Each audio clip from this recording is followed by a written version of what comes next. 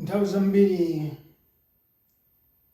anthu ambiri akamanena kuti sitimaonera sitimamvera timamva kukoma chifukwa timadziwa kuti chatsopano kapena chabwino si ambiri amachithamangira.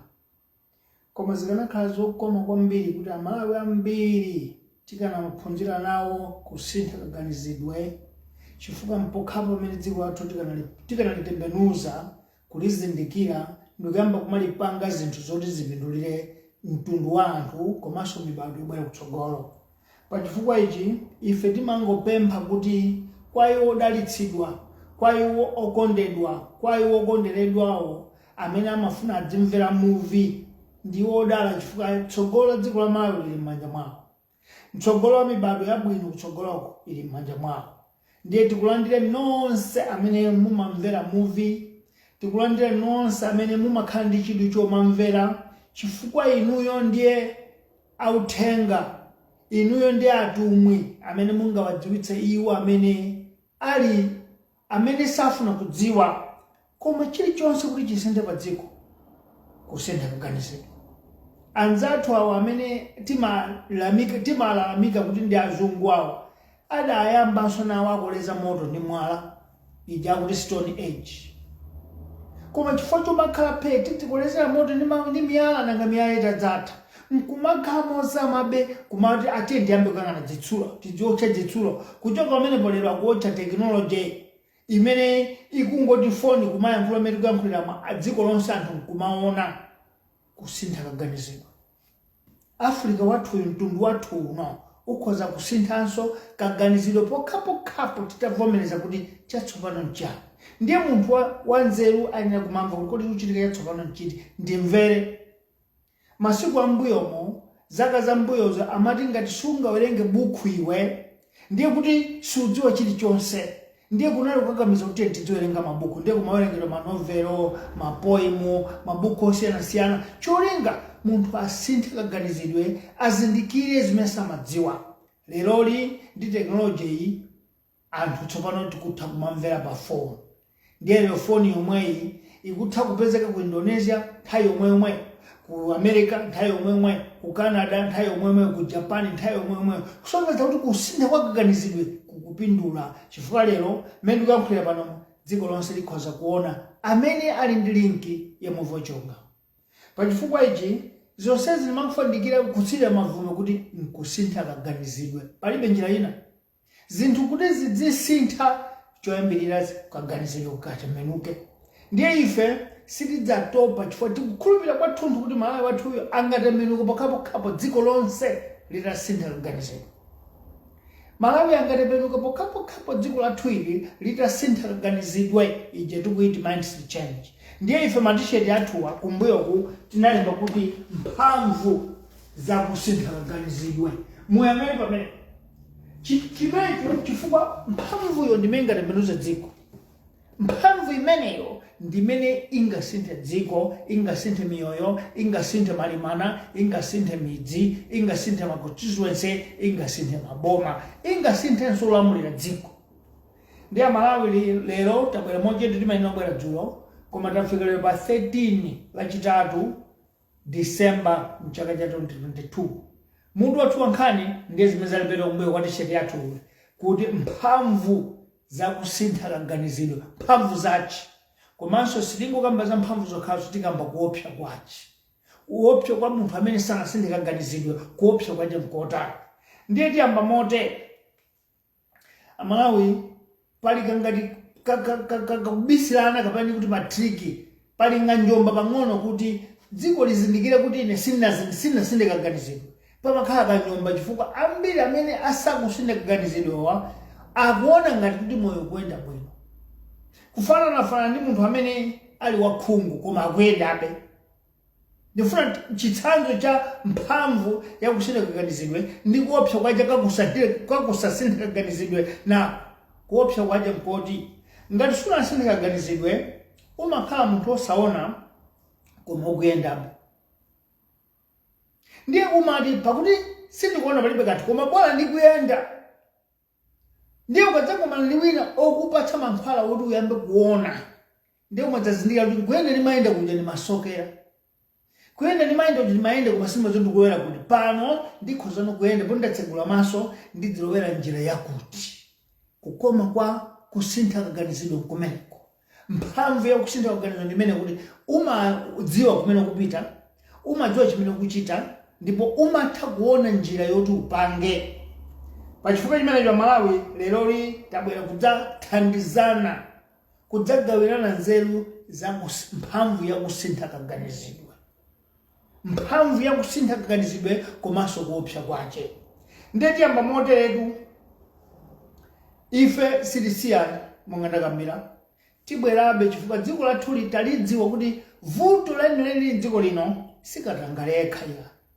Katangaleyo ndi mbali mmodzi ya mphatso za mavuto, koma chiyambi chikulu ndi chifukwa choti dziko lathu silinasinthe kaganizidwe. Limaganiza chimodzimodzi, limaganiza pamodzimodzi, limachita zimodzimodzi. Nchifukwa dziko lathu lili lovutika. Koma titayesetsa kuyikapo kiyi wa kusintha kaganizidwe, kuwathandiza amboma, olamulira, otsutsa, ngakhale ife anthu ambafe kungothandizana kuti tisinthe kaganizidwe, Malawiyu zaka 10 zikubwera usadzakhala yemweyo. Tidzanena kuti apatu panali chili apa taona nyumba zilipo azi, apatu panalibe nsewu taona nsewu ulipo chifukwa cha kusintha kaganizidwe. Potero sitisiyani tipitirize chifukwa tikudziwa ndi chidziwitso ndi masomphenya onena kuti dziko la Malawi likhoza kusintha pokhapokhapo. Tonse Amalawi ife titasintha kaganizidwe. Ndiye lero tiyankha motere. Mindset ya dziko lathu lino, chikhalidwe cha maganizo a dziko lathu kuyambira 1964, chiganizo chathu ndi chikhalidwe tidakhazikitsa maganizo onena kuti ndi mmene zilili zinthu sizingasinthe. Ndiye ndimafuna ndikuwuzeni izi. 1970 kutayambika skulu yopamwamba ya ukachenjede ijamati University of Malawi yakhala kutulutsa anthu zophunzira bwino, graduates. Ndiye graduates amenewa akhala akumaliza skulu ija koma ndi mindset yonena kuti ndi chiganizo chonena kuti tikafuna ntchito. Malawi ndimafuna ndikuyankhulira ni mawu masomphenya number 2, number 3. Mchaka cha 1982 dziko la Malawi lidafuna kusintha kaganizidwe poona ndi umphawi umene tilinawo.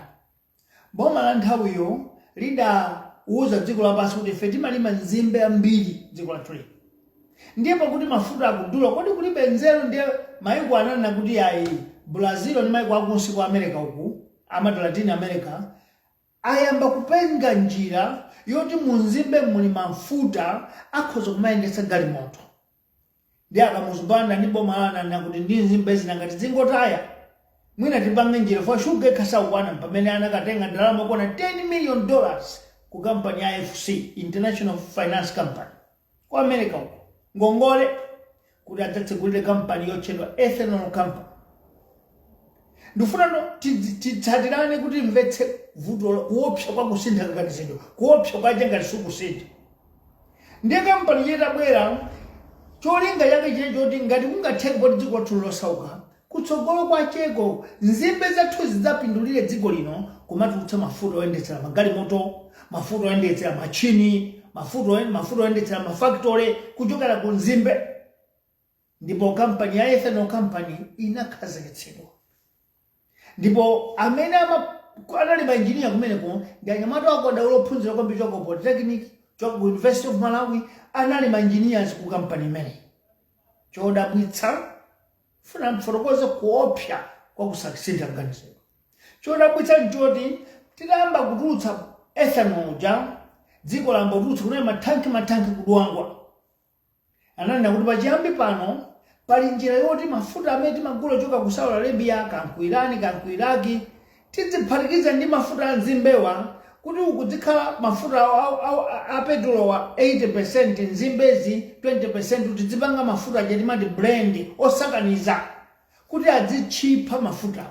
Ndipo zidatera kumene adayamba kumachita mafuta a blend, kutenga mafuta a nzimbe pang'ono, kutenga so mafuta wa petrol pang'ono, phatikiza kumachita blend. Ndi ganizo loti anyamata ophunzirawa apanga maplani kuti pomatha zaka 10 ndiye kuti dziko la Malawi lino lidzakhala likuyendera magalimoto ongoyendera mafuta anzimbe okha ethanol. Ndiye patasono kaganizidwe patasikataperewera ndakuwuzani kuti ophunzira ochoka ali mainjiniya ochoka ku University ya Malawi ochoka ku Polytechnic adaona kuti asangathe kusintha kaganizidwe ndiye adakayitana mainjiniya ochoka ku Brazil. For Brazil na dziko limodzi limene linayambirira kumaphika petulo ochoka ku nzimbe nkumayendera galimoto ndithu osatsira petulo koma mafuta a nzimbe umayendetsa galimoto. Ndiye adakatenga mainjiniya kumene kuja kubwera kuti tatithandizani mutiphunzitse ophunzira kumumba aku Polytechnic ndiye kuchita chance college kuti nawo saphunzire limodzi aphunzitsawa nga ku University ya ku Brazil awanga ku University ya Malawi koma sakudziwa ndi aphunzitsidwe. Ndiye adabwera awiri atatu azungu kuti aphunzitsa mainjiniya za Malawi ndipo magalimoto awiri adapangidwa kuti aziyendera petulo wake wa nzimbe yekha osaphatikiza ndi dizilo kapena petulo ochoka ku Irani koma kuchoka ku nzimbe ethanol yekha. Ndipo njinga ya moto imene ine ndayendetsa nawo imodzi inasinthidwa kumayendera mafuta a nzimbe ethanol. Chiganizo inacho kuti mene zatere mutsopano ndiye kuti kumapita zaka 5 kutsogoloku kukhala factory kumalawi kuno idzipanga magalimoto ongoyendera nzimbe okha. Amalawi ndikuzanize kuti anthu athu ophunzira mwa ukadaulowa zimene zinachitika mwawo sitizidziwa chifukwa atangochoka azungu obwera kwa ku Brazil magalimoto oyendera ethanol adali okhawa awiriwa ndi njinga imene inkayendera inayi zinathira pamene. Koma kampani ya Dwangwa ya ethanol yakutulutsa mafuta malomaka kumangophatikizana ndi 20% ndi 80% mpaka lero ndiye kwatha zaka 37. Chiyambire plani imeneyo kwatha zaka 30 ndi mphamvu zisanu ndi ziwiri 37 years zaka zimene zadutsa. Programu imeneja idayikidwa pambali kuchikutu. Lero dziko la Malawi ni ndakwa masomphenya mepangapo masomphenya number 5 6 dziko lathu lero ndikuyankhulamu limanzonzika nkhani ya mafuta. Mwene ndikuyankhula pano mafuta kulibe fona na social media amene kuti ndi 5 liter pena panga amene akuyifuna abwere koma ndidulitsa. So ngazana mafuta mpaka ndi pano madera ena kulibe. Ndiye ndimafuna kuti tifunsane kuti kuopsa kwa kusasintha kaganizidwe mumataya mwayi. Chifukwa kana kuti anzathu awa tidasintha kaganizidwe pa nthawi lero tili ndi factory yopanga magalimoto ongoyendera mphamvu ya nzimbe zokha mafuta a mu nzimbe ethanol. Lero nkumana magalimoto awa adzayendetsa umene basi mkati mwathu muno okhawa otuluka kunja ku Tanzania, Mozambique, ku Zimbabwe ndi adziyendera diesel ndi petrol koma mkati munowa ndiye kuti mafuta sadzativuta. Chiyambi chakumanga chuma chikanakhala pamenepo koma tidalephera kusintha kaganizidwe. Lero kampani ya ethanol company ilipobe ikupanga ethanol koma ikulepha kupanga phindu chifukwa akungophatikiza ndi 20% ni petrol alipoyo nkumati ndi mmene takhalira timakhala choncho. Kuopsa kwa kusasintha kaganizidwe kumene mmakhala muganiza kuti bora tikuyenda olo tisakuona koma Malawi akadakhala kuti panali kusintha kaganizidwe ndiye kuti anzathu ophunzirawa kanawuza azungu awo kuti tiphunzitseni ife tidzipanga zathu. Ndiye kuopsa kwina kwa kusasintha kaganizidwe tiyang'ane kampani ya Pew. Dziko lathu lino ndi kampani ya Pew kamati chani kaya engineering chani kampani imati maichulo Pew PEW. Galimoto kampani imeneyi imapanga mabasi dziko lathu. Tidayankhulapo 2019 boma la DPP lili pamene tiganiza kuti amene kwayankhula anyuwaniwa adzamva nachitapo kanthu. Lero chaka chino chachitatu boma la chabwera kulibe kampani ya Pew yabwerera koma amene ankapanga sikuti anachokera kunja anali Malawi. Lero mpaka lero mabasi tikugulabe ku China. Lero mabasi tikugulabe maiko akunja. Lero nthawi iyo tinali mabasi a nyumba zosanjikana double decker. Lero sitingakhale nawo tikafuna kugula tikagule ku England kapena ku South Africa. Koma tinkapanga dziko lathu ndipo maiko a Zambia, Mozambique, Zimbabwe amadzagula kwathu kuno chifukwa Malawi anali ndi odziwa kupanga ma designers opanga design mabasi okongola kuposa maiko ena onse musadikira. Koma amalawi ndikuwuzaniza kuti leroli sitipanga basi ina iliyonse chifukwa maganizo athu anakhazikika posasintha. Sititha kuti tisinthe kaganizidwe. Ayi timati mene zili muzili bwino. Ndiye ndiyankhule izo ukakhala kuti sunasinthe kaganizidwe koma ukuyendabe udziwe kuti ukuyenda uli mbuli. Ukuyenda uli wakhungu chifukwa ukuyenda osakudziwa kupita kuti. Ukataka kusintha maganizidwe ndero watsegula maso udzidziwa kumene ukulowera, udziwa kumene ukupita. Ngati mene ndimene mafati fotokoza lero amalawi timvetsetse. Ndiye izi zimakhaso m'mitima ya anthu andale. Lero anthu andale onse. Ndife nomwe amalawi timadziona kuti ngati kuli kuti tisankha mtsogoleri achokera malako ngasipate, achokera ku DPP, achokera ku UDF, achokera ku People's Party, fundamental kwadziwa kusasintha kaganizidwe. Tikamati amene kwadziwa amene watayesa taona. Tikudziwa zochitika zawo, tikudziwa mavuto awo, zolephera zawo kuzidziwa. Ndiye tidzipitirizabe omwewo. Kusintha kaganizidwe kumene kufunika ndakwa ife amalawi. Kuti kodi sitingaone zatsopano. Kodi alipo amene abadwa udzakhala mtsogoleri wa dziko. Nthawi imene kumayambika chipani cha malako ngasipate 1959 kudalibe wina aliyense kuna chipani cha mzungu chokha cha federal. Koma bwera cha malako ngasipate adali anthu amba achinoto lichiwana na kuti khazikitsenso lina. Ndipo 1993, 91 chitangolembera chikata chija utangotha msonkhano ku Zambia kudakhala ma pressure group, Afodi, UDF. Koma amalawi ife tidali nkusintha kaganizidwe nthawi likati izizo iya ataona kwambiri tione zina. Kumene kumabwera UDF kulowa mboma. Leronso ngati tazindikira kuti ufuna tidzidziwa kumene tikulowera titsegule maso amalawi. Imeneyo ndiye kusintha kaganizidwe. Ndiye mindset change imene.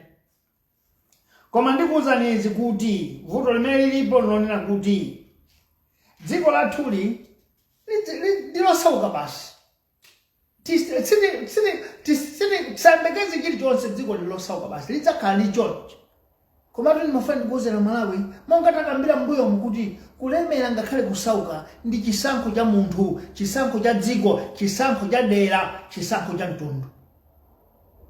Chifukwa ena amene akuchita bwinowa adaona kuti umphawi wabwino achokera ku umphawi komwe kulibe amene angobadwa olemera tifunsa anthu amene alemera lero atiuza kuti ine ndinkadi yako namba abakiri muuza onena kuti Malawi ine ndadi yako Ntoliro, ine ndadi yako Mkute, akuuza stadium ali president wa dziko. Songeza kuti abakiri muuza nangobadwa olemera adali osauka nkuchita kuchoka mu mmene mumpawimo pakusintha kaganizidwe kuti ndiyenesewu. Songeza kuti umphawi ngwali yese koma munthu amene akuvukamo akasintha kaganizidwe. Amalawi ngati sitisintha kaganizidwe ndiye tidzakhala tili momwemo muchinkwito wa umphawiwu, muchinkwito osaukawu, muchinkwito oberedwawu, muchinkwito wakatangalewu mpaka muyaya. Koma mafanira kuyankhulenizi kukadakhala kotero ndiye mulungu kulibe. Chifukwa mulungu polenga analenga nkhalango ndi adapereka ubongo mbozi munthu wawina aliyense kuti nthawi ikakwana adzitembenuka. Tionene magalimoto. Galimoto imene inkapangidwa 1960 Mazefa adasintha. 1978 kunali Anglia adasintha. Chama 8590 kunali Austin Albion anasintha. Lero kuti tikayiona Land Rover ya 1960 tiona Land Rover ya chaka chino kudaba kuti galimoto ya mtundu wanji. Fa Land Rover silimayidziwa imene kusintha kaganizidwe. Songeza kuti munthu akuyenera kumakwera pang'ono kumakwera. Ifeso ngati dziko ngati ufuna kuti titembenuze dziko tidzikwera pamaganizidwe. Kukwera kwa ife sikwina kungosintha maganizidwe. Mene maganizira dzulo tisaganize chimodzimodzi. Mene maganizira dzana tisinthe chifukwa dziko likufuna anthu oti alitembenuze. Masomphenya ayankhulidwa ambiri pamenepo osachepera ndi 10 ndingoti 11. Anamba 11 lero tili kuyankhula pano tasina maboma wa 6 zipanizo 4 atsogoleri wa 6. Koma ripoti lachoka ku National Statistics Office lero akuti umphawi wankira wanyanya. Songeza kuti sitikukwera mwamba tikutsika pansi. Anthu tonsefe tikukankhidwira ku umphawi.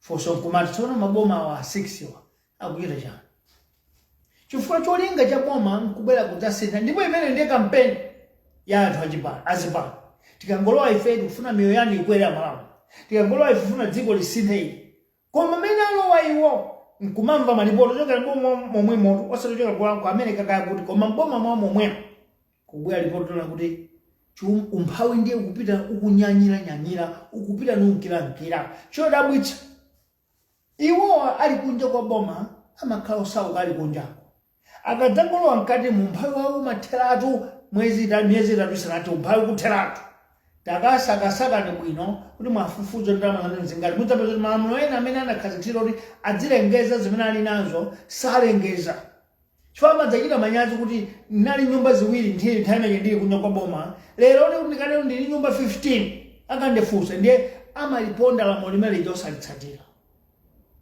tsono kusintha ganizo kumene kubwanji osaliganizira dzikoli bwanji osaliganizira nzika zonse kuti tiye tisinthire limodzi kuti chuma chidzipita kutsogolo ayi vuto la dziko lathu lino kwakhazikitsidwa chiganizo mindset yonena kuti nzika kwawo nkusaukitsidwa andale kwawo nkulemeretsedwa ndi msonkho wa munthu osauka uja wa nzika uja titangosintha kaganizidwa Malawi ndiye kuti msonkho wa nzika uja tiyenera tikutembenuzo salemeretsa wandale ulemeretsa dziko utukule miyoyo ya anthu nzotheka chifukwa zimene zoyenera kuchita ni munthu si galuya kapena si ngelo achita kuchokera kumwamba ya anthu omwe wandaleyo padzuka wina anene kuti achikulakwitsa machitidwe maganizidwewa tiye titembenuze msonkho wa Malawi tsopano tigwire ntchito pa phindu la Malawi masomphenya anamba 12 lero wina aliyense afuna amalize sukulu kuti akalowe ndale chokhalowera ndale sakumva chisoni kumvera chisoni chigawo chakumwera chakumpoto imene chikusaukira sakumva chisoni imene chigawo chapakati chikusaukira sakumva chisoni imene chigawo chakummawa chili chosaukira sakumva chisoni imene chigawo chakumwera chili chisaukirire olo mmene chigawo chaku diaspora chikuvutikira ayi chifukwa chani akuyang'ana kuti akudzikhala ophunzira ende ndiyesetse ndikagule degree ija ndikalowe ndale kuti nanenso ndikagule nyumba ku Santo nanenso ndikagule nyumba ku Dubai ena ayo amene sanayende chibadwire nane ndiyende kakwere ndege ndipite kunja bola ndikalowa ndale ndiye zoti afuna asinthe dziko palibe nazo ntchito zoti dziko lidikuka palibe nazo ntchito bola iwo wawo moyo ukasinthe ndiye lero cholowera chiphaso cholowera ndale mchimenecho Amalawi titangosintha kaganizidwe kuti cholinga cha boma cholinga cha ndale ndi kukatumikira dziko kukatumikira kukweza dziko lilikhoza kukhala lopambana kwambiri miyoyo yonse ikhoza kukhala yopambana popitirizapo tikupita masomphenya namba 40 kuopsa kwakusasintha kaganizidwe nkumene kuyankhulako lero dziko lathu lili pamene lilipo silidasinthe umphawi ndiye ukupita nunyanyira ukupita nuyabwa mbuyomo umayabwa ndi kwawo koma panopa ndiye ukufika kumaukanda umphawiwa yatero ndi National Statistics Office osati ine koma ripoti la boma latero kuti umphawi muzaka zimene zapidutsazi ukupita nutsika pansi umphawi ukupita nulemera kwambiri dziko lathuli koma tatenti tayang'ana osamene ali boma ndani ali osauka lero lena iwo amene matauza awo amati akavala kabulayo machito manga ndilamba lero ya kumachito manga ndakoka thauza kuti ikwane chimimba kukule ndalama ya Malawi wansongo tiye tisinde kaganizidwe masomphenya namba 50 lero manyazi tilibe manga anzathu akundale manyazi alibe fa dziko lathu lidavala ndoma yoti ndi dziko mafumu adziko amayiko osaukitsitsa atsogoleri athu nkumanyadira kumakondwa zimenezo ndipo kapena kuti kusakondwa kwapota binazo ntchito bola yozawo zikuyenda kuti kungothaza ka 5 akuti kondo imeneyi tikuyamba ndife Amalawi fe kutolo ngati kungakhale mtsogoleri ndiye kuti akhala Lazarus Chakwera kapena apita Mutharika kapena atupere Munusi chopangira zimenezi Amalawi sichina dziko la Malawi likusauka chifukwa tazolowera kutoletsa zo amalijanizi kutoletsa zabo zogwa pa tebula nyenyeswa. Dziko la Malawi ndale zafika ponena kuti ambiri feti zidya nyenyeswa. Ndiye tufuna abwana wakhale pa mpando kuti adziponyera nyenyeswa zija tidzitola tidzimenyanirana nyenyeswa pansepo. Dziko lathu lakhala la nyenyeswa. Ndiye lero wina aliyense odya nyenyeswa wavomereza kuti yesa ngakhale paja ndiye adzikasankha ambali aje kuti awaokha nyenyeswa zonse nawo ndine. Ndiye lero mudzapeza kuti atsogoleri awo sakumenya chilichonse angokhala m'manyumba mwawo kwa mudzamva wina wakuseri kwakuti ajakwera okha mpaka 28 wo amene ndi Roma Congress Party kapena Utonse Alliance. Mukapena chipani china kaja DPP mumvura dadi ndi ayimanso kufika po achukula dadi amene ndi odya nyenyeswa za tebulo yawo. Ena yomva tete mafuna ife mwana nyamfana abwere atupere muzi odya nyenyeswa.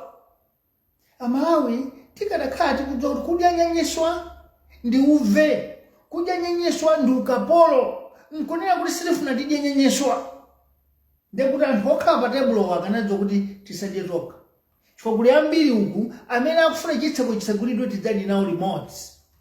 Koma dziko la munongeka lapunduka chifukwa cha kuyipa kwa kusasintha kaganizidwe, kusowa kwa mindset change.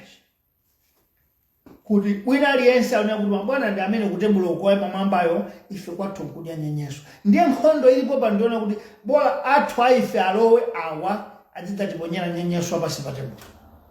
Ndiye nkhondo ili lero kulibe kuti tiyang'ane zoti tidzasiya kudya nyenyeswa liti. Kulibe mindset change alele kuti kodi sitingadamenuze dziko ali kuti tisamadya nyenyeswa. Tiyauza limwamba pa tebulowa kuti kudina kwanuko osamatibera ya ife siyo nyenyeswa chifukwa msonkho umene wakufikitsa pamenepo ndi wathu ife. Pachifukwa icho kusakhale munthu odya zogwa pa tebulo kusintha kaganizidwe. Tsopano ndimafuna kuti Amalawi tidziwe izi kuti munthu aliyense amene alengedwa ndi munthu ali osauka kalibe ndalama ndi munthu. Ndipo munthu amene ali kufunika kwa chifukwa amapereka msonkho kuboma kuti dziko lidziyenda. Popanda wa msonkhoyu ngati mukumbukira bwino nthawi yoweresika amati munthu akamwalira amammenya kuti wathawa msonkho. Chifukwa boma limayembekeza anthu achuluke adzilipira msonkho wambiri. Leroli chimene chachitika nchoti ndale zathu za dziko lino zakhala za nsabwe. Kuti Amalawi ambiri ife tidzika kumamwa magazi mabwana athuwa mwanyenyeswa kuti ine ndi akogera wafa wawo akakhalapo ine ndidzidya nyenyeswa. Lero dziko misewu yake yachabechabe. Zipatala kuziyang'ana anthu 20 million zipatala zake zingati 4. Queen Elizabeth Central Hospital, Zomba General Hospital, Kamu Central Hospital, Nzuzu General Hospital. Zipatala zikulu zinayi dziko la anthu 20 million. Fuso kumafusa kuti chifukwa iyayi tavomera khala odya nyenyeswa. Pamene ali pa tebulo pamwambawa akangodwala salowa zipatala zimenezi. Apita chipatala cha Garden City Clinic kodi ngati hotelo. Ndiyo odikira matenda yemwe adzidya ngati hotelo. Tsopano ife amene tili olipira msonkho fe ndi anyenyeswa ndiye kulowa kuchipatala cha Queen Elizabeth Central Hospital kukafika mmene mu fungo lachero kulowa mmene mu fungo likutuluka mmene molo kuchita mantha kuti ndituluka moyo muno. Ngakhale operekezawe kukatenganso matenda. Kukamu Central Hospital chimodzimodzi, Kuzomba General Hospital chimodzimodzi, Kunzuzu General Hospital chimodzimodzi. Ndi awatu ndi zipatala zikulu za boma. Tisayankhule ma district hospital. Zipatala za maboma ang'ono kuti tisayankhule chifukwa kumeneko ndiye ukangolo wako ndi matenda aliwonse njoti ukabwera ngati ukabwera ndiyena koma sudukachira. Ndipo kwenikweni kwache nkulu ukafanawo matenda chifukwa akakuziratu kuti mwabwera ibedi ndi imene bedi iso palibe. Matres zikonerani apa kapena iye alandirani mphasa tidzindikire mankhwala kulibe. Ndipo ngati mufuna kuchira nsanga kagule nokha. Dziko loti msonkho kulandiridwa tsiku ndi tsiku. Akulandira ali pa tebulo ya pamwamba. Ifeyo kusiku no tikudya nyenyeswa nkumavomereza. Amalawi ine ndi kukugudumula kukunyuzani kuti tikane kuti tsopano nthawi yakwana tisinthe kaganizidwe. Tebulo iyo tiphwanye kuti tonse tikhale tebulo imodzi kani mphasa tizidya mofanana. Pasakhale kukhala pa tebulo pamwamba ndi pakhale odya nyenyeswa, tichotse zimenezo pakusintha kaganizidwe. Ndiye ndimafuna ndiyankhule mawu awa. Chifukwa choti tazolowera malawi kudya nyenyeswa, lero tikamati tikupita chisankho kazaka ziwiri kachaka chamawa, wina aliyense sakuyang'ana chatsopano chilichonse, akuyang'ana zakale. Zakale nzoti akuzidziwa kale, tikuzidziwa kale. Ndikuwerengeranipo boma la DPP muzaka 6 tonse tidakwiya kuti achotse awo. Nkukhulupirira zatsopano kuti abusa achalichi achita za mulungu mwina akamakupotana nazo yokwera Bible. Muzaka zitatu ationetseratu kuti ngolephera kuposa ajawo. Komata maya ndikuza kuti osefere kukhulupirira kuti olephera okha ndi amene angakwanitse dziko. Fo ngati sakhala chakwera ndiye tipite ku DPP. Ngati sakhala pita muthalika ndiye tipite ku Tonse Alliance. Anthu wa muzaka tsopano 9 ationetsera kuti akungofuna dzidiyetsa nyenyeswa. Ndiye tilolanso kuti tibwerere kunyenyeswa komweko. Mufuna munene pakati pathu apa tonsefe ndi anthu ombwambwana odya nyenyeswa, palibe angadzuke wina kuti atipulumutse dzikoli. Kulibe. Ine ndikutsutsa alipo. Tatiye tiyang'ane mpoto yonse, tiyang'ane mmawa yonse, tiyang'ane pakati ponse, tiyang'ane kumwera kuno. Ndiye tiyang'anenso ku diaspora. Kunja kwa malire kwa Malawi kumene ndiotani. Sitingapeze mmodzi kuti inu ndabwera koma muzichita izi. Tikukana tebulo pamwamba yoti dziko nyenyeswa pansi. Tufuna tonse tizidya, tiyale mphasa tizidya. Mbale imodzi. Sizingateka. Tikati mbale imodzi ndiye kuti President, nduna, phungu ndi munthu wamba tonse tipite ku chipatala cha Queen Elizabeth Central Hospital tikadwala. Tikati mbali imodzi ndiye kuti mwana wa president, mwana wa nduna, mwana wa phungu nayenso apite ku Blantyre Girls Primary School. Tisakhale zoti awa apite ku ma private school. Titangosintha ganizo kamene kuvomerezana dziko ili tidzakhala tosuluya mbali imodzi. Kumbotola wanda president wanda nduna koma mbali yokudyayo ili imodzi. Chimene chikusowa Malawi chimenecho. Ndiye ine ndikamaya nchitsa ndimaona kuti dziko lapunduka chifukwa cha kusakonda kusavomera kusintha kaganizidwe. Tavomereza zoti tizidya nyenyeswa nthawi zonse. Bola adzitiponyera nyenyeswazo achakwera. Bola adzitiponyera nyenyeswazo apita muthalika. Anthu atha dziko lino. Ndingakuwuzeniza Malawi kuti tiye tiyang'ane maliro a m'mudzi. M'mudzi mmachitika maliro, nkumva kuti anthu onse akuluakulu anatha, katsala nkamwana kakang'ono, amfumu kuna kuti mudzi uno nkhale usuli wanga. Koma palibe angayankhule kudzutsa anthu pano, paine kuti padzuka mwana. Ndiye amakadzutsa mwana oti alibe nzeru nkumuzero yankhulezi. Mwana amene nkuyendetsa dziko, nende upasani chisanzo dziko la North Korea. North Korea kulika mwana kakang'ono kwambiri. Akuti King Jong-un kajani kadzina. Koma mwana amene America sagona tulo.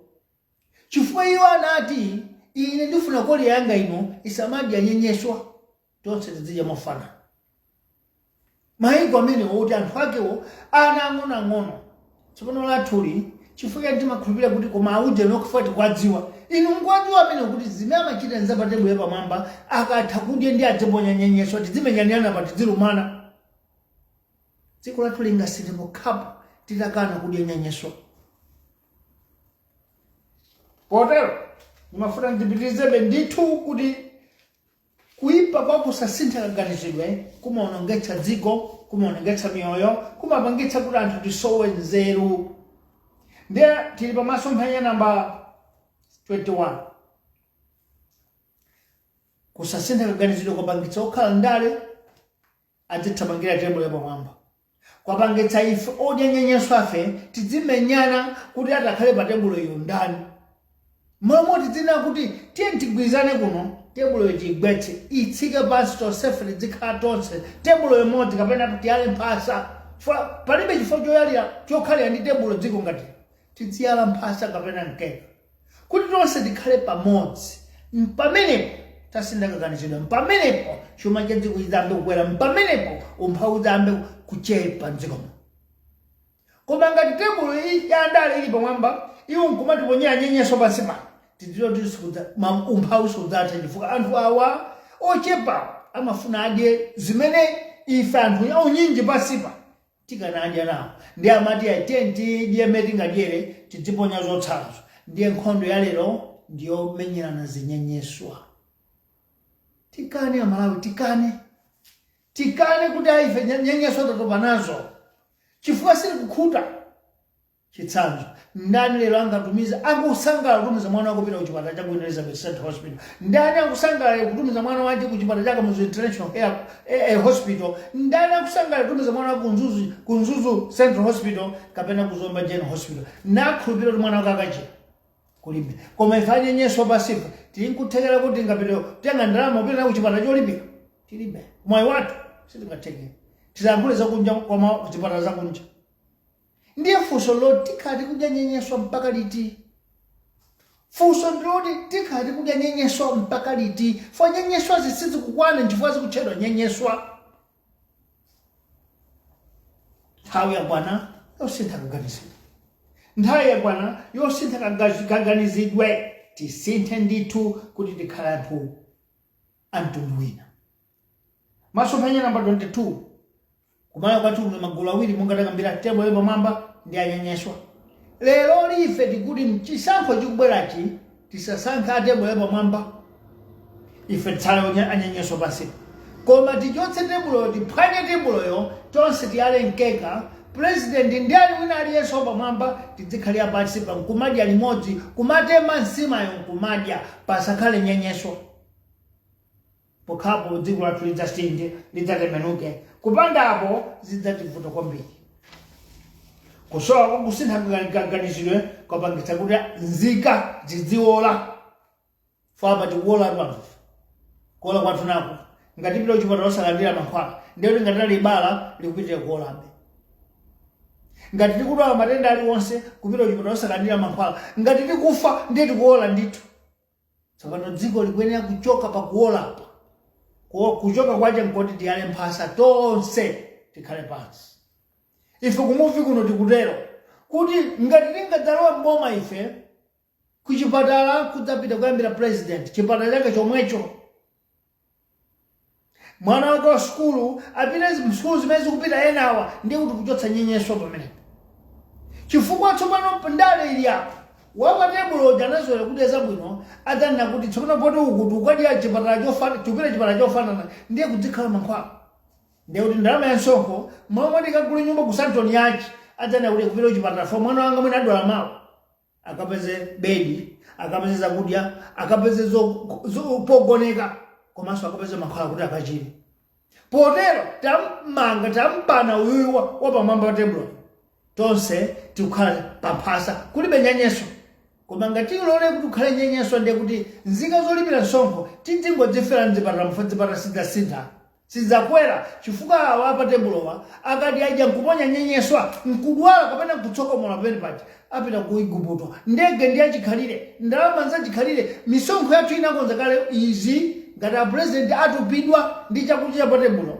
Ngati president atsamwidwa ndi chakudya cha patebulo. Ngati president kapena akuchita chimfinendera chakudya cha patebulo ndiye kuti msonkho lichikhalire apita ku Igupto ku India ku Garden City Clinic.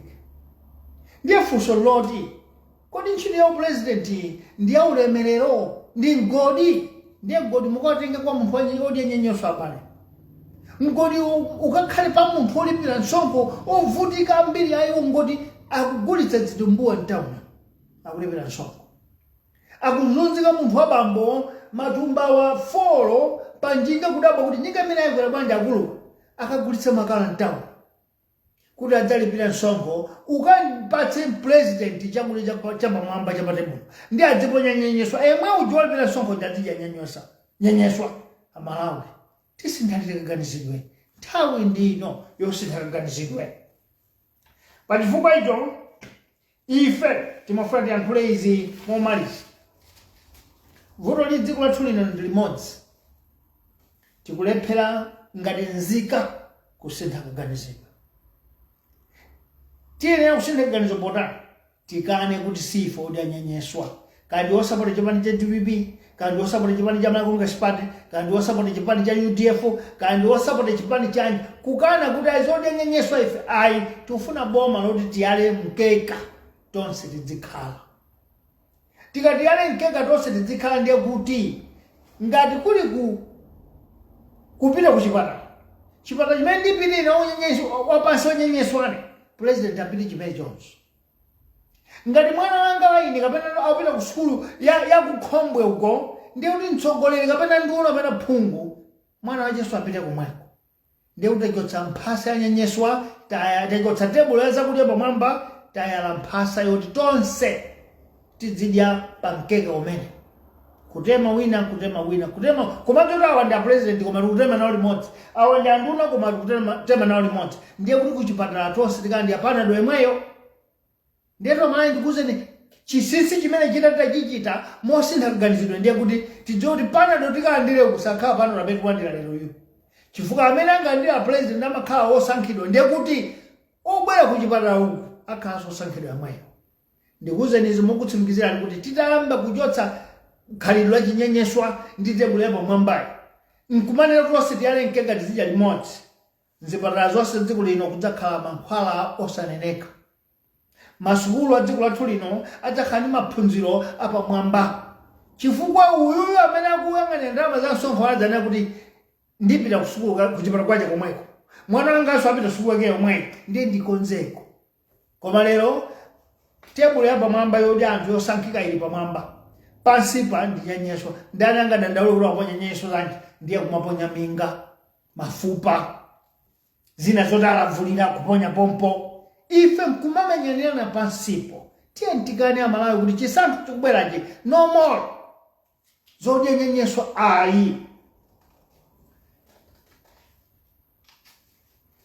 masoda pa masomphenya omaliza achiwiri ache timafuna ife tidzujule pati tsutse tamva president adziko lino akuyankhula kumene akayankhula za msonkhano wa maufulu wa anthu akunena mongodutsa kuti kumanena kuti maulendo opita kunja akuononga ndalama za dziko ndi kunama chifukwa maulendo amene aja amapindula 50 times kuposa ndalama zimene zaonongedwa kulipira matikiti anthu amene apita kunja nimafuna ndifunse ine kuti ngati zili zotero a president mwasinthiranji chifukwa malawi amadandaula public affairs adandaula dziko ladandaula kuti mukuyenda kwambiri ndiye nimwadzavomera kuti aizona ndiye ine sindiyendanso ya ndipo nduna iliyonse imene kunja ibwerere lero mukanena kuti maulendo ngabwino chifukwa zimene amapindula zimachita 50 times kuposa zimene taononga ndiye funso loti chifukwa chani lero mafuta mdziko muno mulibe nchifukwa chani lero mzipatala mankhwala mulibe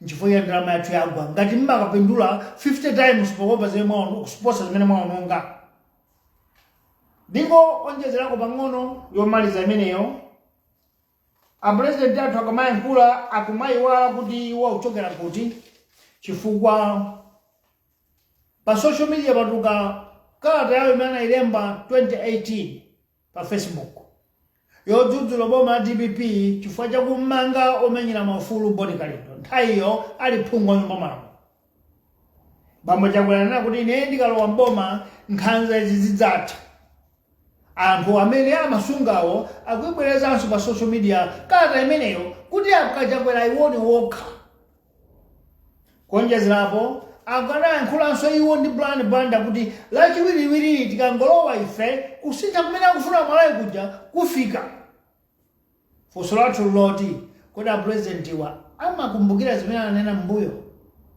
kapena amangoti bola kwacha lero ndi yankhule zilizonse ndiye malo mwake dziko lamba kutaya chikhulupiriro chifukwa akumati munthu osamene sakukumbuka zimene anayankhula ndi munthu wa mtundu wanji chitsanzo omenyera maufulu Boni Khalilto akuzunzika kwambiri dziko lathu lino omenyera ufulu osati chigawengayi koma omenyera maufulu akuzunzika kwambiri dziko lino ndipo a president Chakwera analera kuti ngolowa mboma langa ine sitindzamanga Boni Khalilto kukoma kwache ali Boni Khalilto mwe lero Boni Khalilto akuzunzika khoti lina akuti atulutseni iwo akuti ayimangeninso pita 9 uko malamulo aja oti pathe maola 48 asathe maola 48 asanapite mkoti boma lao chakwera ndi tonse alliance likuphwanya malamulo amenewo.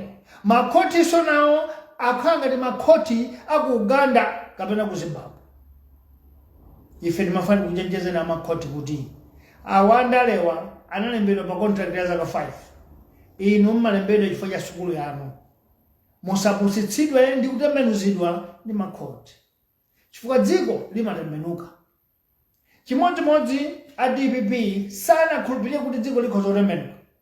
Amayankhula motumbwa, amayankhula monyada, sanafuna kumva ndipano. Sanabwera kudzalapa kuti tidalagwazi ndelo fatiloso mboma kuti tikasinthe mmalo mwake ndife amene kuti alowenso adadi asanatipepese asanatiuze zimene alagwa ndiye tikuyembekezera akalowa adzachita zabwino. Bambo Chakwera nawonso achite manyazi chifukwa zimene ankayankhula si zimene zikuchitika lero. Zonse zimene anayankhula ndizotembenuka zokhazokha. Ndiye funso loti ngati mukudzitsutsa nokha dziko mungalikwanitse. Chifukwa munthu adzisungake mawu. Adzikita manyazi anthu akamkombotsa. Pachifukwa ife ngati chipani chatsopano chimene chikubwera tikudzudzula kuti democracy ya dziko lathu, ufulu wa dziko lathu sungaphwanyidwe ndi wina aliyense. Potero tikulamula mwa ufulu wa Malawi kuti Boni Kalindo atuluke. Ndipo ngati ali ndi mulandu, muimbeni mulandu alowe mkoti, khoti limugamule kuti analagwadi ndi ampatse zaka zokakhala ku ndende. Pamenepo ndiye kuti tidzavomereza kuti mutsata chilungamo. Koma kunchotsapa kumpiritsapa timafuna ndi yankhule izi. Dziko ili ndi la matipata. Ndipo kulibe chipani chinganame kuti ife tidzakhala mpaka muyaya. Iya inali makonge sipata yaka muzipanda yomwe ija. Koma kamakonge sipata ya Chakwera kayandani ka DPP yandani idzakhala masiku ochepa zaka zochepa mkuchoka kudzabwera ena. Ndi kudzabwera ena oti adzafuna chilungamo chidzitsatidwa osadanena kuti sitidadziwe. Ponjezera imafuna ndiyankhule mawu awo kuti dziko la Malawi lili ndi matenda chifukwa cha mtima onyenyeso omwewo. Kuti mumatha kudziwa kuti awo anaba, awo ngakuba, awo anachita chakuti, koma chifukwa ali mbali yanu simungafunse. Tsiku limene adzayambe kudzudzula za inu ndiye makafukulira nkhani zija. Boni Kalindo akusapota ali campaign director, anthu madziwa kuti akanaba magetsi anakokera magetsi nyumba simunafune kuamanga. Lero mene amba kudzudzula boma lanu ndiye mukuti kapezereni zifukwa. Kumene kundi kulephera kulamukwetetsa dziko. Lero tikumva ku DPP kuti chipani cha DPP chikwauza Grisela Jeffrey abweze ndalama mamiliyoni amene atenga kuti akapatse ma monitors. Inu mwachoka mboma zaka 2020.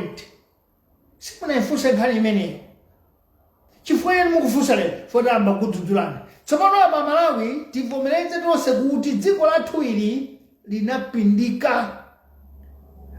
Oyipa aliyense ngati ali kumbuyo kwa mtsogoleri wa boma limenelo kuyipa kwake sikudziwika koma kudzadziwika kadzachoka. Tayiwononga democracy, taononga ufulu, taononga umunthu.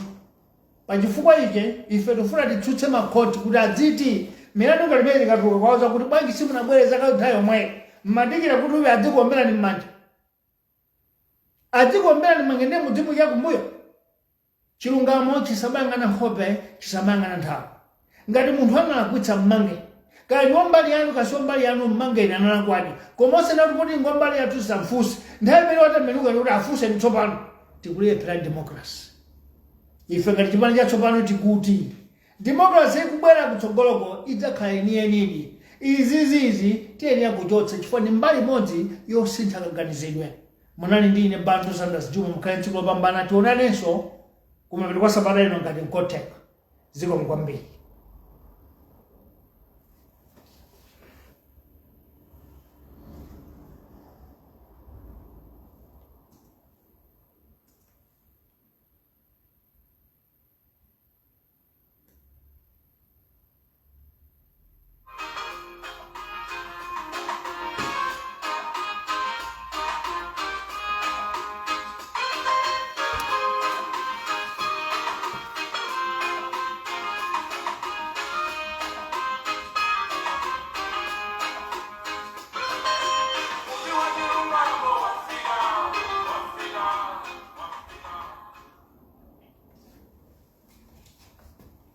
I was listening to one audio this afternoon. Somebody said, no, we stopped listening to movie because it's no longer sensible today. And I was listening to other people again who said, it's a waste of time about mindset change. I want to say this, that there is a conviction in our hearts. There is a belief in our being.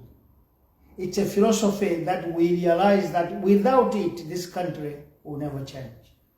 By that, as long as we use our data, as long as we use our resources, as long as it's a conviction in our heart that what we are doing is right and it will contribute to the change of this country, we are not going to stop. How much, how deep, how painful people will insult us, how too much they are going to say, whatever degree of talking they can do, we are not going to stop, because this country is only going to change when the nation realize, get baptized with the philosophy of mindset change. By this, I want to say again, I'll always be here twice a week, and where possible, 3 times. Because we need mindset change in this country if ever we are going to develop, liberate, and free this nation. Fellow citizens, by tradition, we say, monire monire, matandala uli, mululi, mwaguli, mwachoma bwanji, tuzindire uli, tuswelele uli, mwadogera tani, mwasalewa.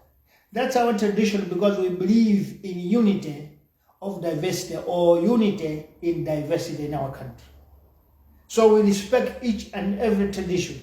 We respect each and every tribe that makes us one nation. The topic of today is Wednesday, 13th December 2023. Our topic is the power of mindset change.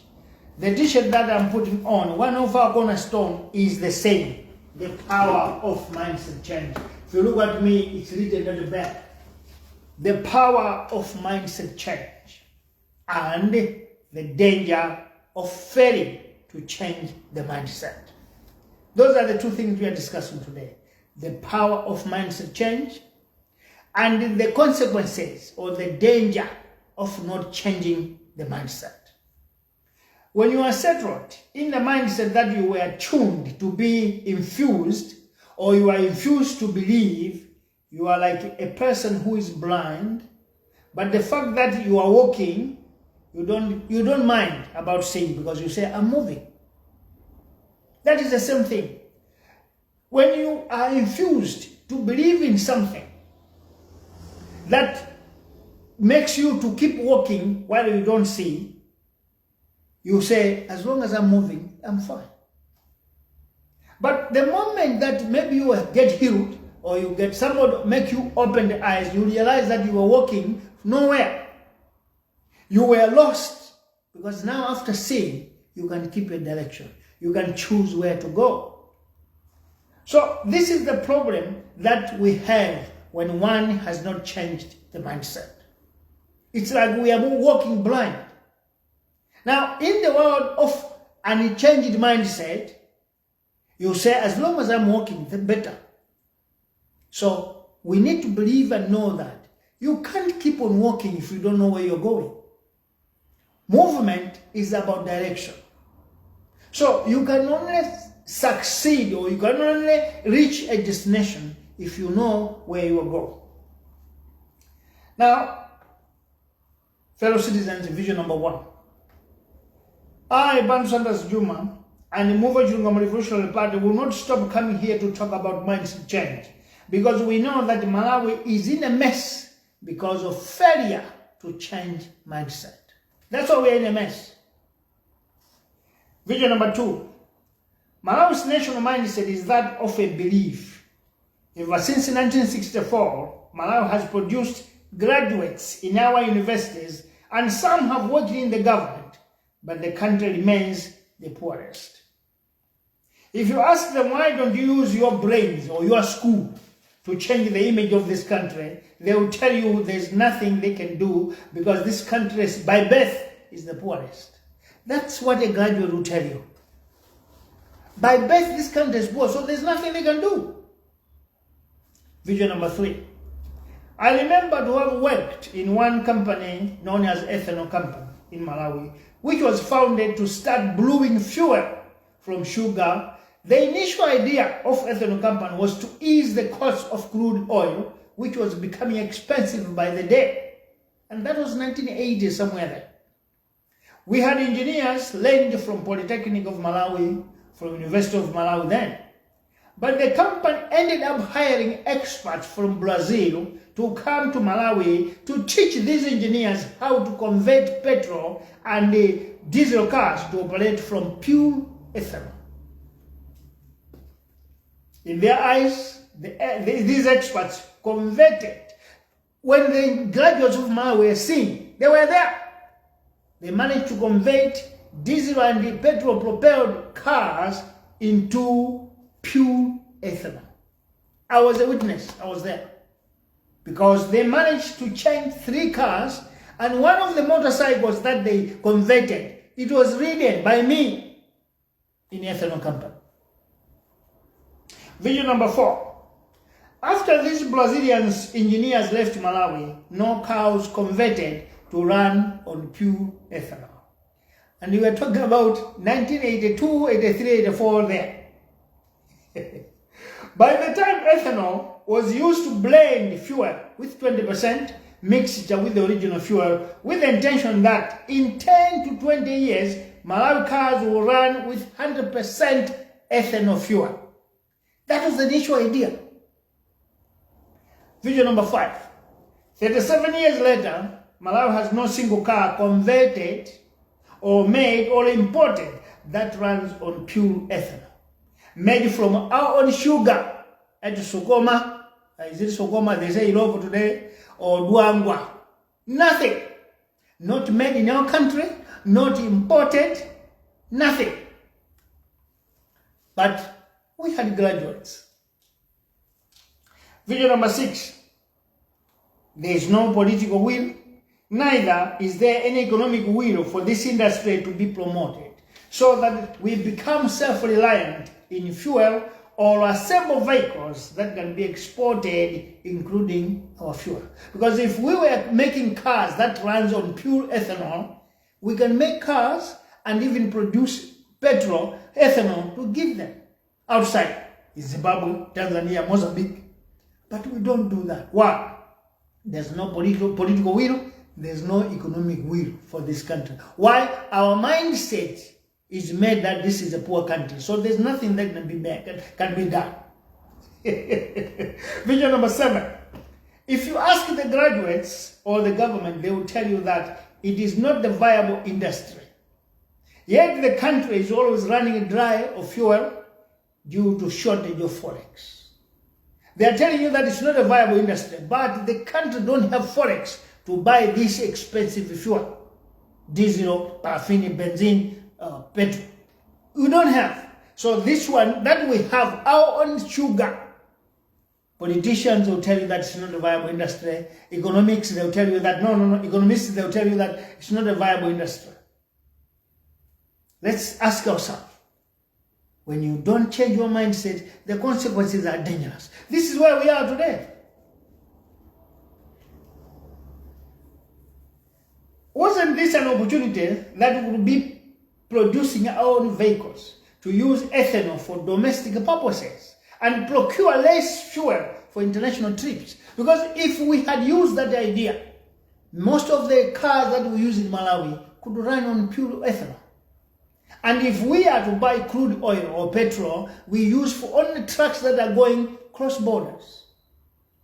And many buses we have, if they were using ethanol company, transport costs could be low because ethanol is produced in the country. And we have our own graduates who would convert those vehicles. We buy from Japan, they come in Malawi, we convert them to run on pure ethanol. But that idea is not viable economically or politically. That's what people on top on the high table tell us. Now, what is our mindset saying there? Let's think twice. Vision number 8. Brazil has boosted its technology, starting from making ethanol-run cars.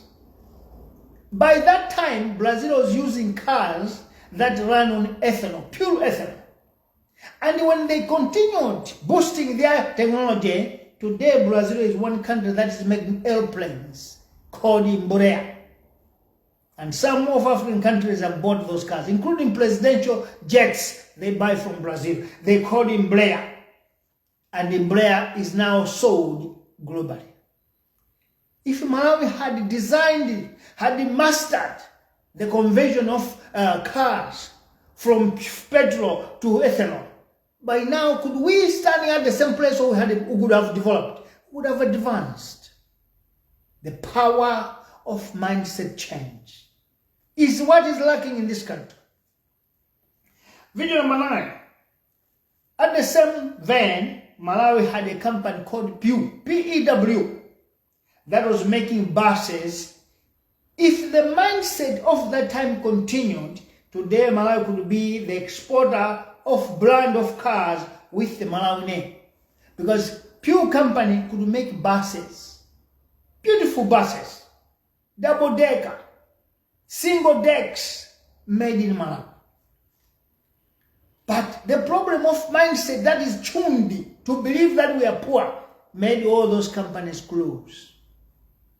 Had we had the mindset of developing more, and these companies existed, by today, Pew could be making a car with our Malawian name. Because that was 1980s, 1990s. So 37 years or later, we could be doing something higher, more advanced. Unfortunately, our mindset says this is a poor country, we can't move forward. We are a country addicted to buy from outside. Importing, that's what we believe in. Cars, importation. Toothpicks, importation. Tinned foods, imported. Second-hand cars, imported. We don't have anything that we do to export. And that is what we call malaise or economic blindness. Because if you are consuming all the time, you must know that you will always be hungry. Vision number 10. Malawi as a country has a mindset which has settled in the hearts of politicians, educated, and all citizens. The mindset has settled, which says or whispers that this country will remain poor till the end of time. That's what has been written in the country, in the minds and hearts of many Malawians. And this is the country, and it will remain poor until the end of time.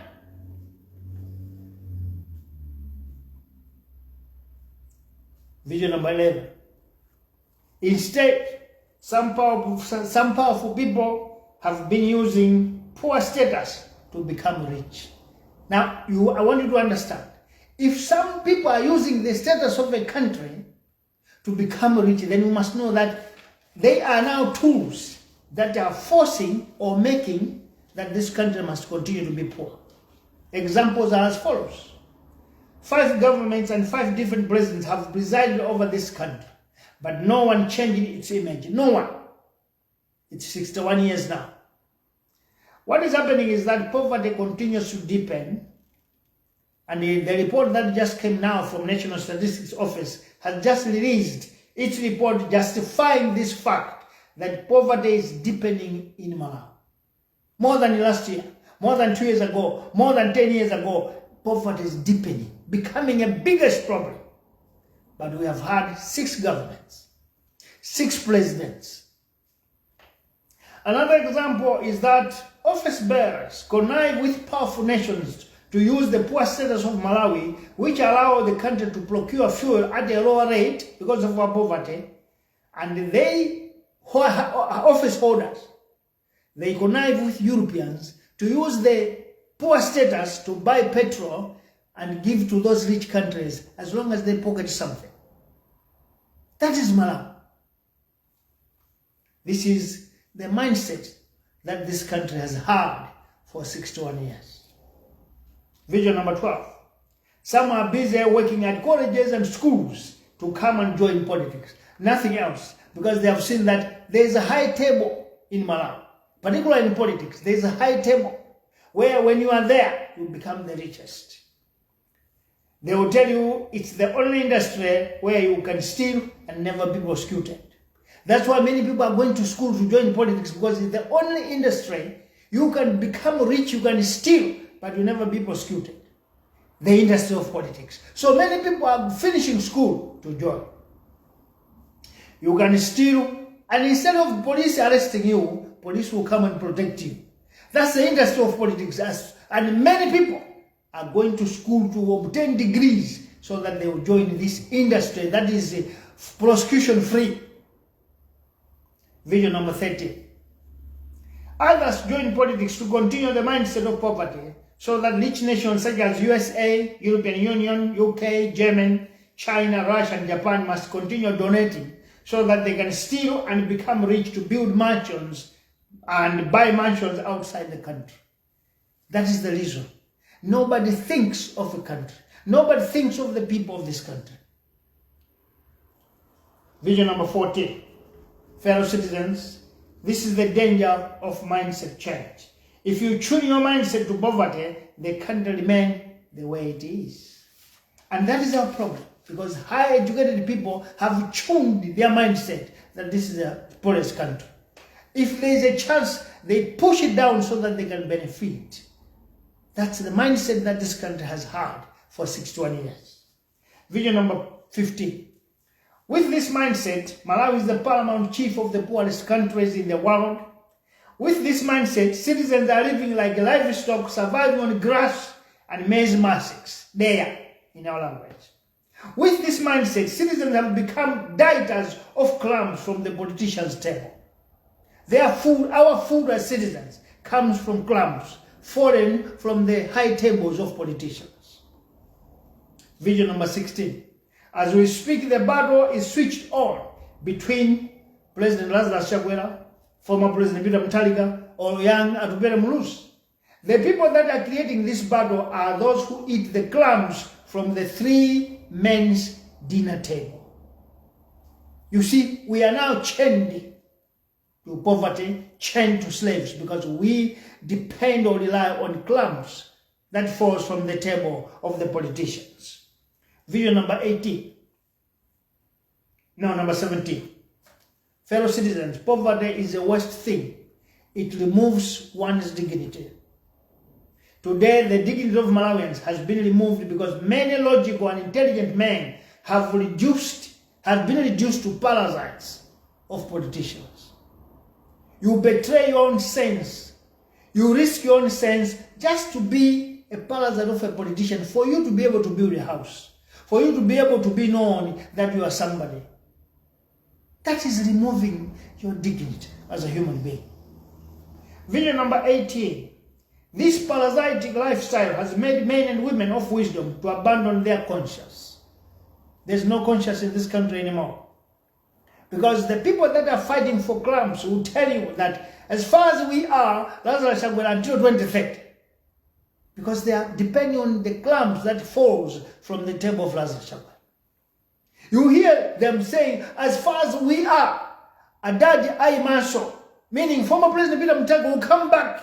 Why? Because the crumbs that fall from his dinner table is what we rely on, that we depend on. That is what we have become as a country. The danger of not changing mindset. Video number 18. No, the same one.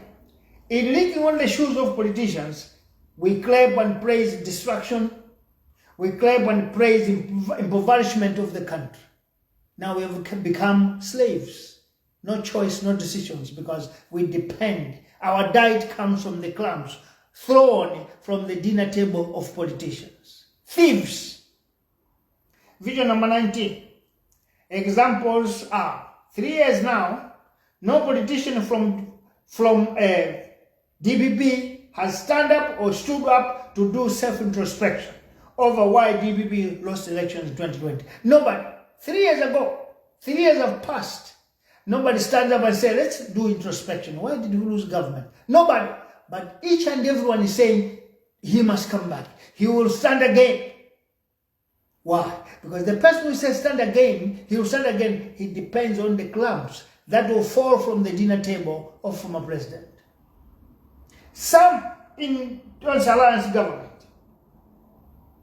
They are saying that President Chakwera up 2030. Others are even saying 2080 war. You know why? They are relying, their life depends on the crumbs that is thrown from the high table, dinner table of President Chakwera.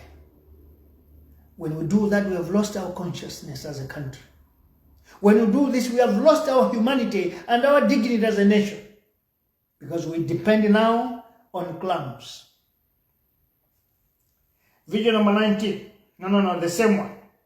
No one wants to stand up and tell its leader or their leader who wants to contest again of their faults. Instead, all have been bootlicking, praising him as being the best leader. Everyone, whether it's Toss Alliance, Chakwera is the best leader. In DBB, Peter Mutharika is the best leader. Nobody wants to point a finger that, but this is wrong. That is not the case. When you depend and you died on crumbs, that's what you do. You are reduced to a beggar, a bootlicker. Your intelligence is lost, your dignity is lost. Video number 20. It is the same with Toss Alliance government, led by MCP. Everyone see how the country has been destroyed in 3 years. But there are many who cannot stand in front of President Chakwera to tell him how dismally he has failed the country. No one. Instead, you will hear and see them advocating for his more terms with plans to rig or manipulate elections for him to remain in power so that they can continue receiving crumbs from the dinner table of the president. This is the danger of not changing mindset. Video number 21.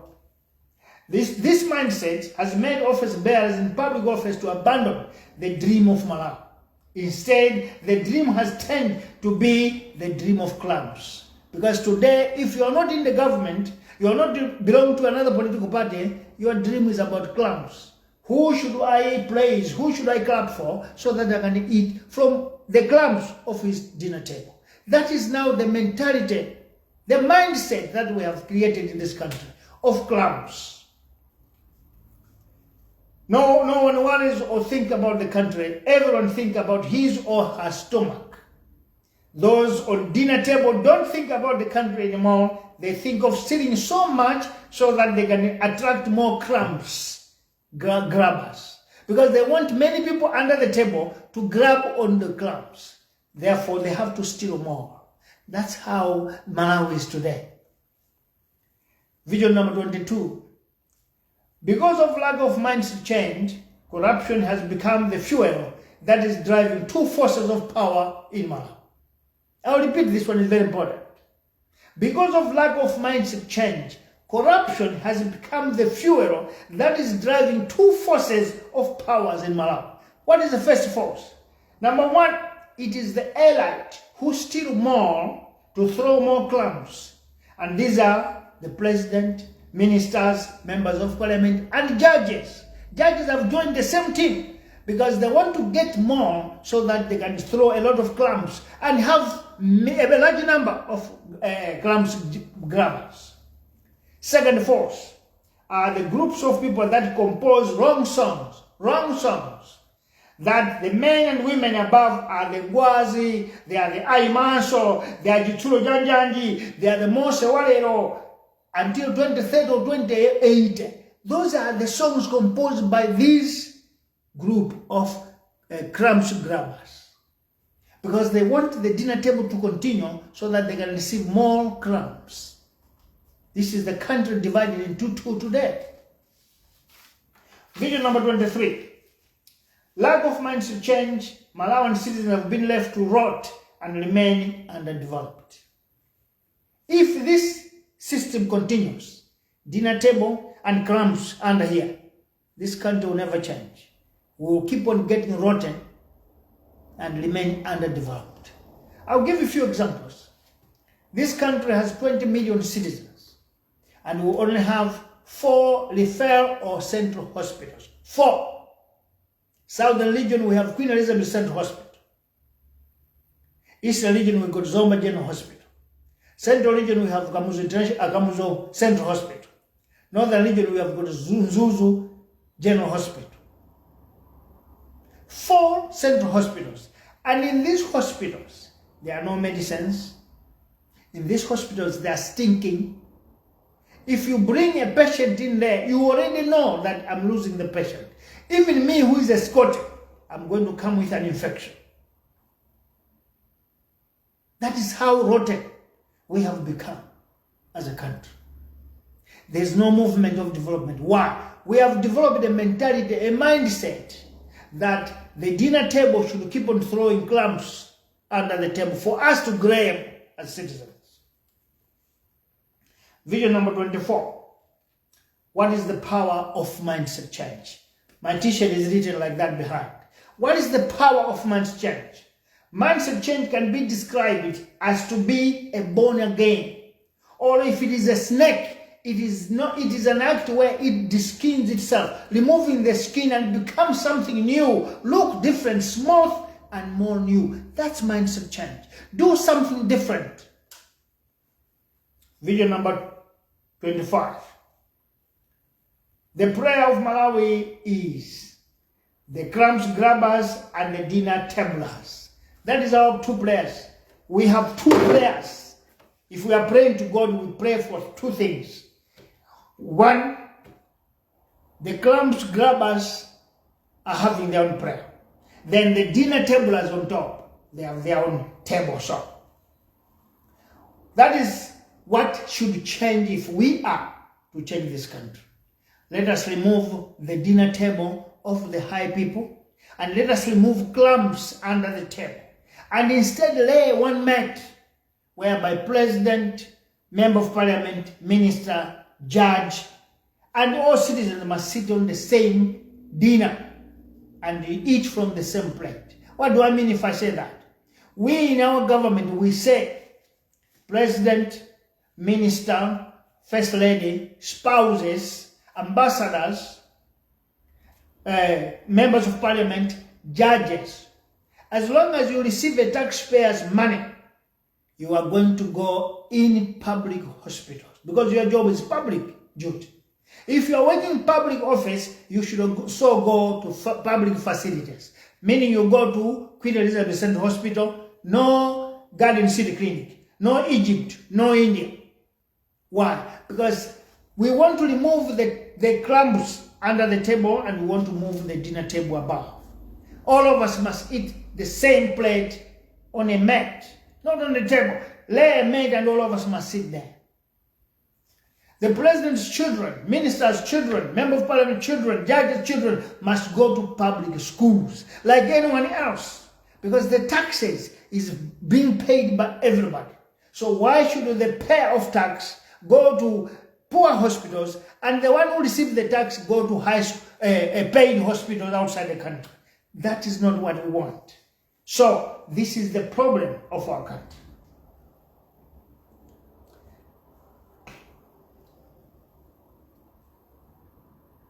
Now, vision number 26. Meaning, there is no need for such a prayer because it cannot be answered with positivity. The only way Malawi can change is the mindset change of voters. Voters of Malawi are the only remaining hope to free and liberate this country by going to register in large numbers and going to vote in large numbers. That's the only way we are going to stop the prayer of crumbs grabbers and dinner table. We are going to destroy these two if we can register as much as we can, particularly those that have never voted before. Let's go and vote now. Those of you that have turned 18 now, or you turn 18 in 2025 or election date, go and register to vote. That's the only way we are going to destroy the dinner table of politicians, and that's the day we are going to stop crumbs for us. Vision number 27. The only solution to Malawi's total liberation and economic and political independence is only when Malawi voters change their mindset to open their eyes to realize that leadership or government only need or require foresightedness and enlightenment. Malawians, we only have two things to choose a leader. We need to choose a leader that has foresight, and we need to choose a leader that is enlightened. Not educated, not a PhD holder, not someone who is a child of who, or a son of who, a daughter of who. As long as that child or that person is having foresightedness and is enlightened. You can see them when they talk. Not rhetoric. People who talk from their heart, you can believe that these people can make it. Now, let us answer this too. What is foresightedness? It is any person can be educated or not.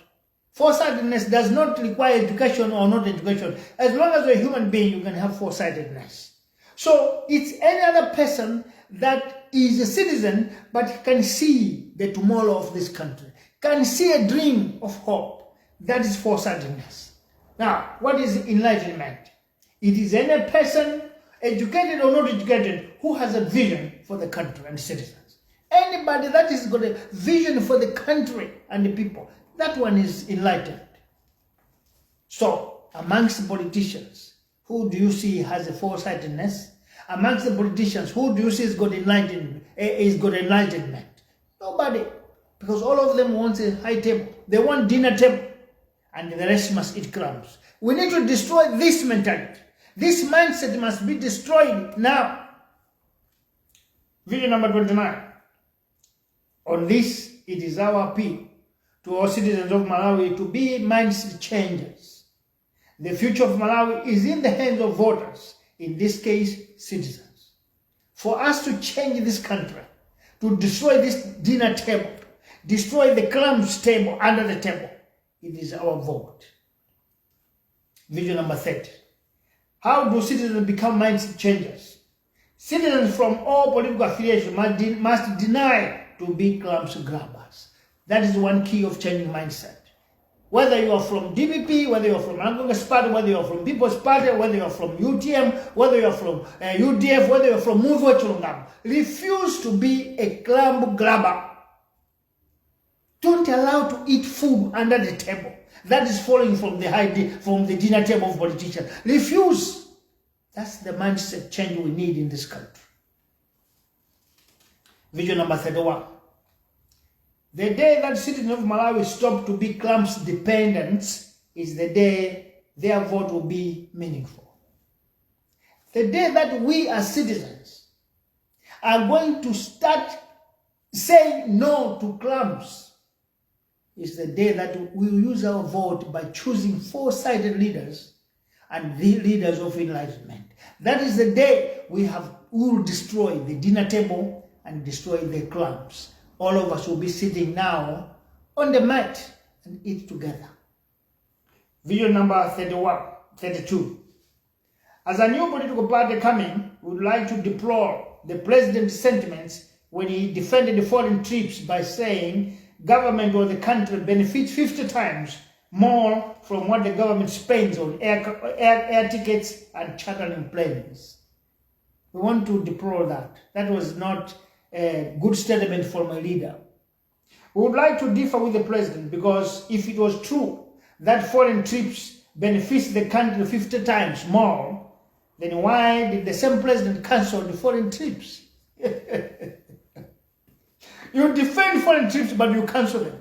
Meaning that you are lying to the country. You know that foreign trips are just a wastage of resources. Therefore, we want to say this to President Chapwe.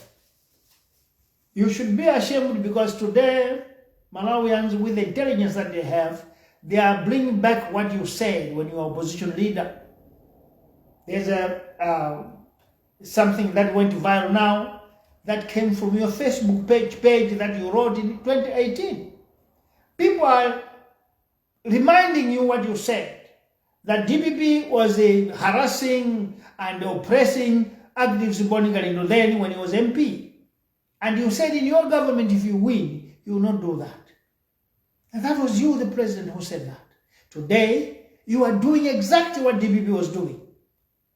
Activists Bonnie is not MP, but just an activist, is being harassed, tortured, oppressed, from one court to another, from one police station to another, as if he's a gangster or a rebel. Now, if you look at your statement on Facebook, were you sincere, Mr. President? Because you don't say something and do the same thing. Just the same now. Some people have brought the interview that you made with Brian Banner, that if people vote for us on Tuesday, next Tuesday, they are going to see the change that they want 3 years down the line. Has that change come? Is what Malawians wanted 3 years later? The answer is no. Everybody's crying. I was trying to chat with one guy after I saw some people saying we are not happy. Somebody said that no. As long as people come to the conference, to the meeting, that means they love the party. How can you say that people love the party when they are booing you right there? Fellow citizens, time has come to destroy the dinner table. Time has come to destroy the crumbs. This is the moment of laying the mat so that all of us eat from the same dish. No high dinner table, no crumbs. That's a new Malawi.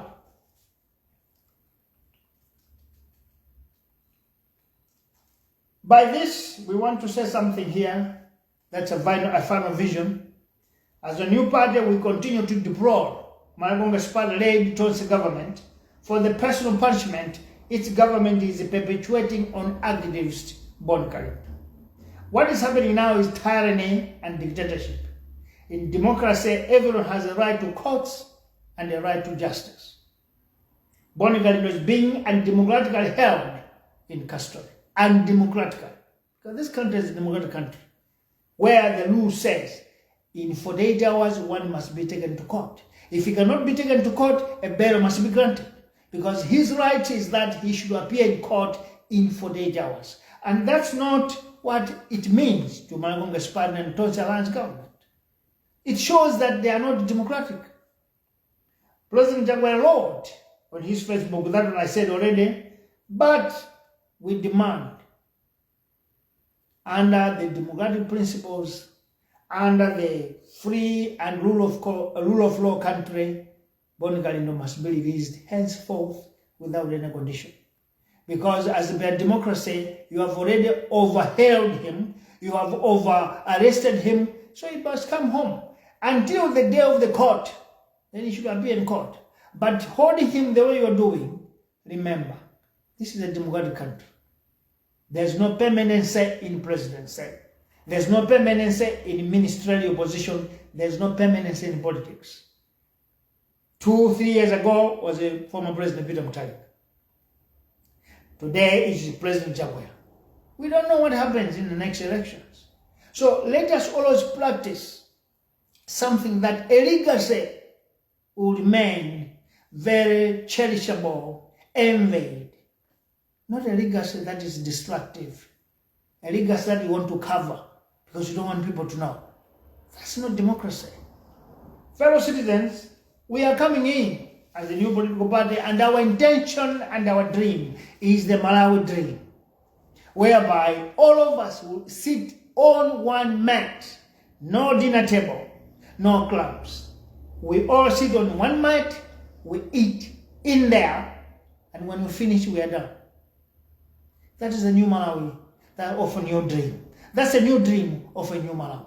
You were with me, Bantu Sandras Juma. Have a great day. Let's meet again this week again, before the end of the week, or next week. May God bless this beautiful country and bless you Malawians to change the mindset. Thank you very much.